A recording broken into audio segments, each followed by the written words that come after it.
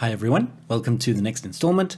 So today we are going to try and extend this melody to the next 8 bars. But first there are a couple of things I need to fix, and so let's go into our mixer for that. The first thing is I've noticed, and someone pointed out, that my reverbs are a bit high, and I agree, look at these trombone reverbs. So let's just reduce those down to somewhere there. Big band doesn't need much reverb. It's not like an orchestra where it needs to, the chords in general allow it to structure itself like that. Let's also just bring down the saxes a little bit and see what difference that makes. Just make it quite clean and dry. And probably our bass, oh no, we've already brought our bass down a fair amount. Maybe our guitar chords could also handle coming down a little bit. Okay, let's check that out.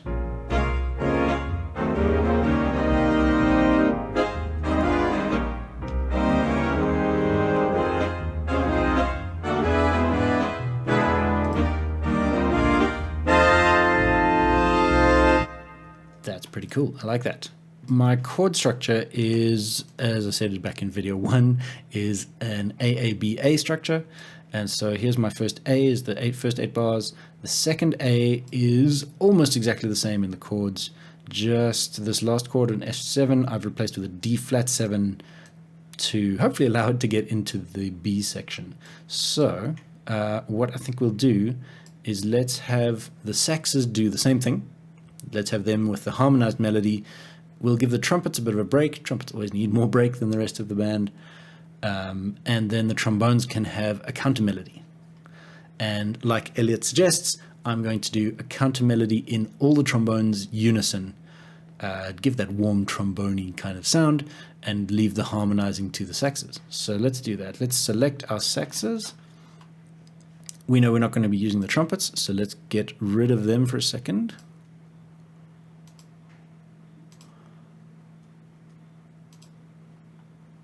Wouldn't it be nice if I could select?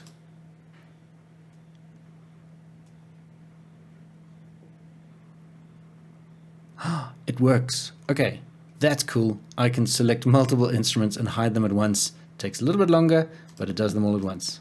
That's fantastic. Okay, so we've got all the saxes.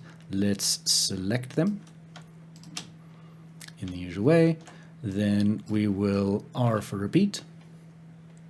And all of these chords, okay, we don't need dynamics at the beginning, so let's control and click on them, delete. But because all the chords are the same, all our voicings can be the same, assuming we've done it correctly at the beginning, which I'm still not sure we have. And now instead of an F7, we have a D flat 7. We're still in concert pitch, so let's just correct this chord.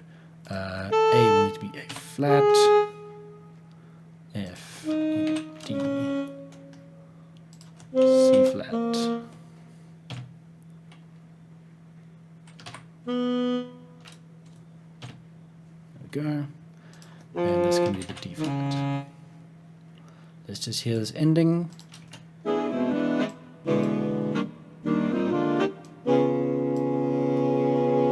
Beautiful. Okay. Now we can bring our trombones back.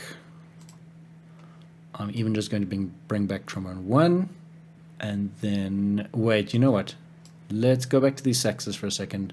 We don't want it exactly the same each time, so let's just add some rhythmic interest here. So let's select all of those, make them a crotchet. I wish those stayed selected. We'll use our keyboard shortcuts, shift and down. Dot. Repeat, those stay selected. But as soon as you change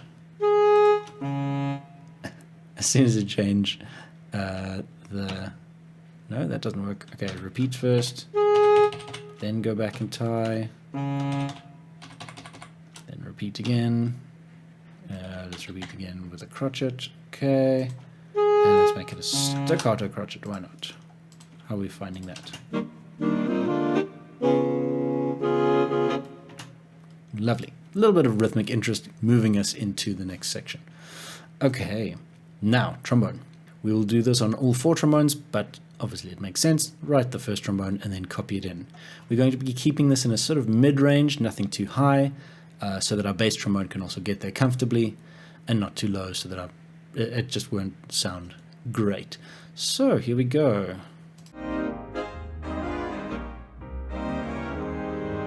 How does that sound with our chords?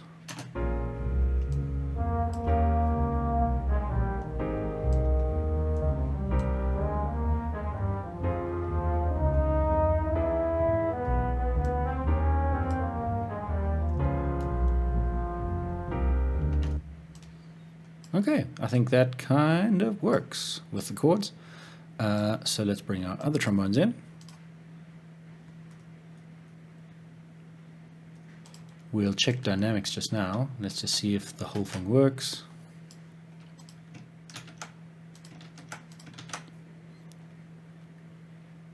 Good old tutti. Here we go. Haven't got articulation either. Okay, let's see if it works first.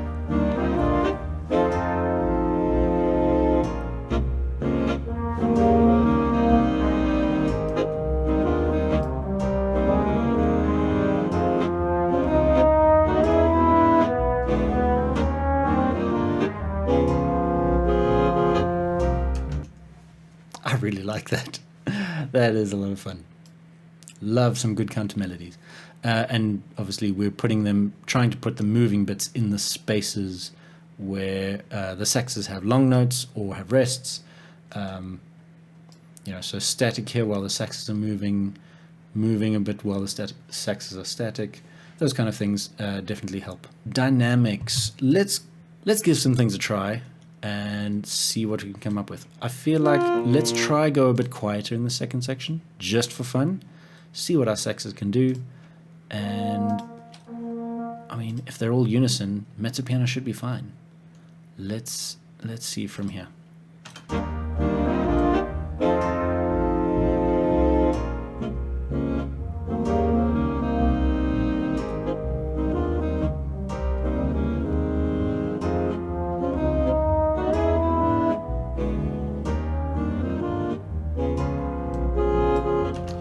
Unfortunately, the trombones do just not come out at all.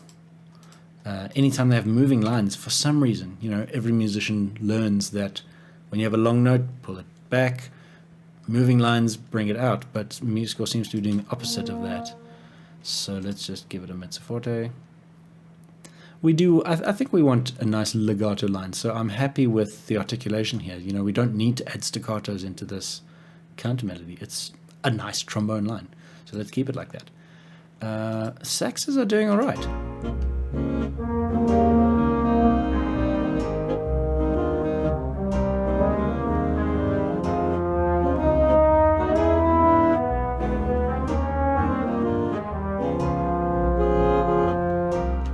The balance is not great now because the saxes, are in their lower range here while the trombones are in their higher range. Okay, maybe that's some poor writing on my part. All in all, not bad. I do still want to see if we can flesh out some guitar and piano, maybe with some slash notation, some bass, and of course we want to get some drums in. So I think I'll be doing some research on that and seeing what we can do. And of course we've still got another 16 bars to write. So feel free to follow along with me. Using Elliot Deutsch's excellent playlist. So please go ahead and check that out. Link in the description below. Bye for now.